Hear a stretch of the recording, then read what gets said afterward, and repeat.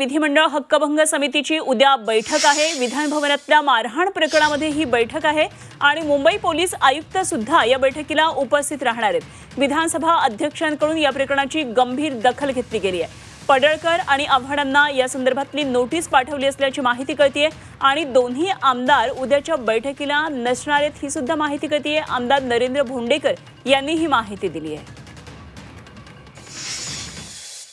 जे शेवटच्या दिवशी मारहाण झाली, शिवेगाळ झाली, त्याच्यावरती माननीय अध्यक्षांनी गंभीर दखल घेतलेली आहे आणि त्या दखलीचा त्यांनी हक्कभंग समितीकडे स्वीकृत केलेला आहे आणि मागच्याच आठवड्यामध्ये हक्कभंग समितीकडे आमच्याकडे तो प्रकरण आलेला आहे। त्या संदर्भात आम्ही दोन्ही आमदारांचं काय म्हणणं आहे असं 15 दिवसाचं नोटीस त्यांना आम्ही दिलेलं आहे आणि इतकंच नाही तर काही लोकांवरती पोलीस स्टेशनवरती गुन्हे नोंदवण्यात आलेले आहेत, तर त्यांच्या संदर्भात मुंबई पोलीस आयुक्तांनी, कारण हा प्रकरण विधानसभेशी संबंधित असल्यामुळे 288 आमदारांच्या सुरक्षेचा प्रश्न असल्यामुळे आम्ही मुंबई सीपींना पण बोलवलेला आहे उद्या।